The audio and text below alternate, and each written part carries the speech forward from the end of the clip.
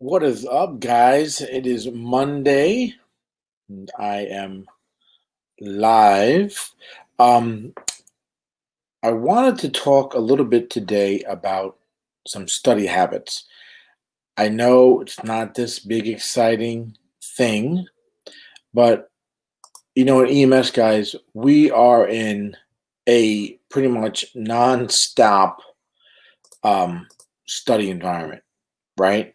So I think it's important for us to know some of the best ways that we can study because it's not only going to help us when it comes to uh, knowing and understanding what it is that we're reading and comprehending, but also it's going to help us with our time, right?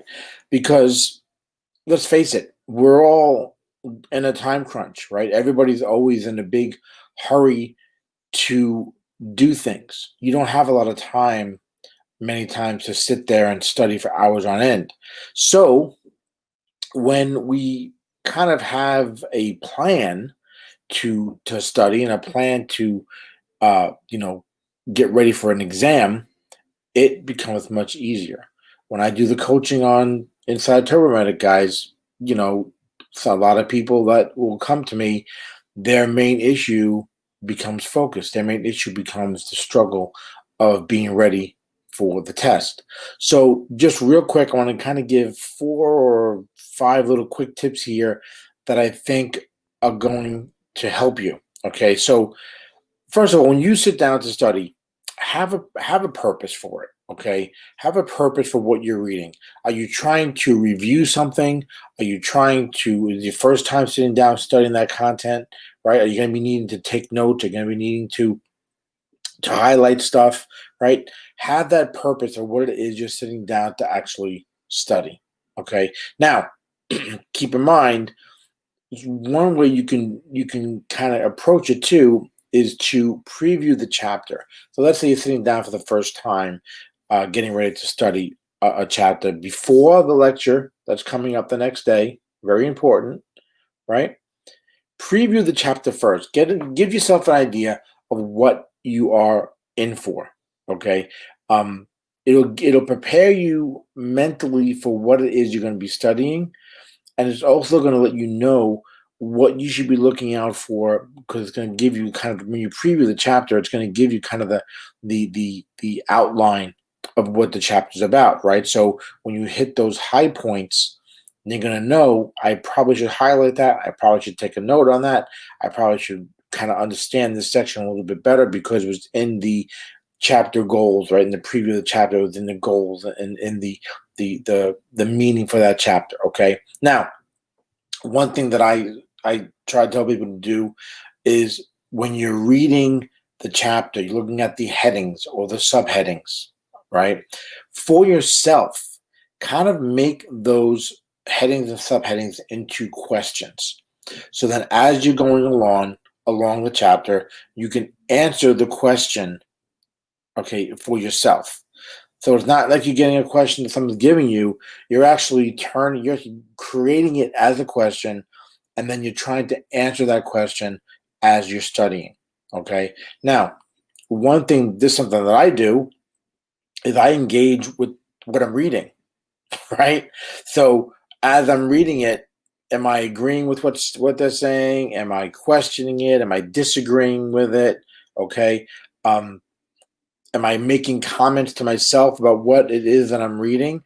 If I am, I'm making notes of those comments, right? Because I want to be able to go back and kind of understand what it is that I am kind of agreeing with, or what I'm disagreeing with, what I'm questioning. That's going to allow me that later on to go back, review the chapter to figure out what it was that I'm questioning and why I'm disagreeing with it. And also, if it's not in the textbook, this is when you have to use things like Google, like other EMS websites, Turbomedic, right? My Turbomedic program, okay? Using that stuff to help you answer those questions, to find out why you're disagreeing with stuff, okay? And then again, making those notes, noting the fact that you're commenting it on it in your head. I do that so much. I do that when I read a regular book, just a nonfiction book. When I'm reading it, I'm actually conversing with the text that I'm reading. I do when I read articles online. Okay. I find that a great way to actually understand what I'm reading. And also, if I'm agreeing with it, then I almost know that I pretty much know what it is that I am looking at. Okay. Guys, it just makes sense to you. Do me a favor, hit that like button for me. Let me know this is making sense. Let me know that you're getting something out of this. Okay. Or give me a comment. Put a comment in. Also, let me know what it is that you do to prepare for studying, how you approach getting into that new chapter. All right. Guys, two more things I want to talk about just to kind of round it out for today and answer a question. And the question is, should you study by yourself or with other people? This is something that I find people struggle with. They feel that group study groups are great. I learned so much in a study group, right?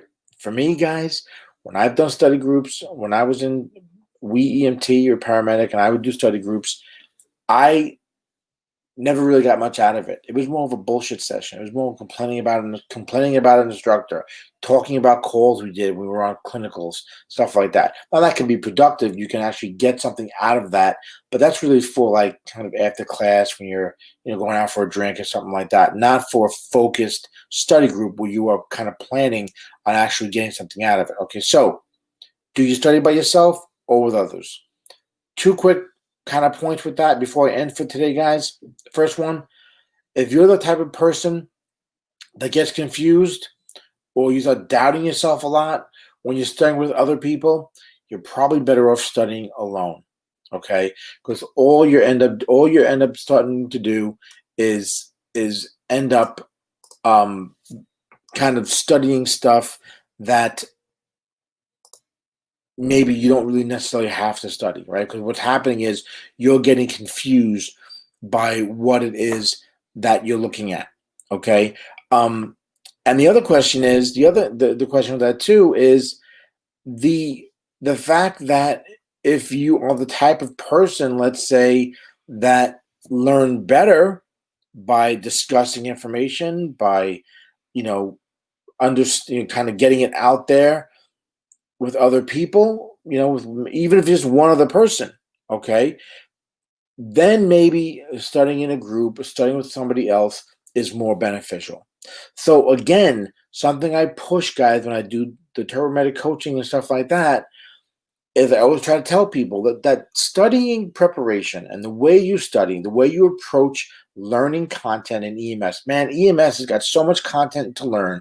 You could literally, you're never going to learn everything there is to know in EMS, right? So the bottom line is you've got to design a system, a formula, a way of studying that works for you. You can't go listening to what everybody else is telling you to do and how it is to study. When I try to help people figure out what path they're on, I do it in a way and I try to get them to understand what it is that's going to work for them, right? And if my suggestions to them and they try what I'm trying to, even when I'm trying to tell you, talking to you today, trying to tell you what you should be doing today, right? If you try it and it's not work, I'm going to be the last person that's going to tell you, stick with it. You got to do study groups. No, because if it's not working for you, get rid of it. Get rid of it and move on. Okay. Find out another method that will work for you. Okay. It is key. All right. Trust me when I tell you guys. All right. There's not a one size fits all for this type of thing. And I know a lot of people go, I'm going to get the practice exams. I'm going to get a practice app and I'm going to be good. Listen, a lot of people can just use practice exams, just use a textbook. It works perfect. Good for them. That's like 60-something% of the people, 67%, I think, of people that take the National Registry don't have a problem. They pass. The other 30-something% that are struggling, that's who I'm trying to help. Okay, the other 30-something% that are failing the National Registry, that are struggling with the National Registry, struggling with their final exams, that's who I'm trying to focus my efforts on to get them to help them and to help them succeed on their test. Chad, do me a favor. I'm not sure where you're. I guess you're on Facebook. I hear it's hard to remember all the stuff that you've got to know to pass the test, man. Listen, Your textbook is your key, your backbone of what you need to use to study. To augment this textbook, use other materials. Use YouTube, whether it's my YouTube channel, somebody else's YouTube channel, whatever it is, use those to help you memorize and know the content, okay? Absorb the content so you can recall it when you need to on the exams. Go to myturbomedic.com. Get yourself a free membership as a Turbomedic Insider there, okay?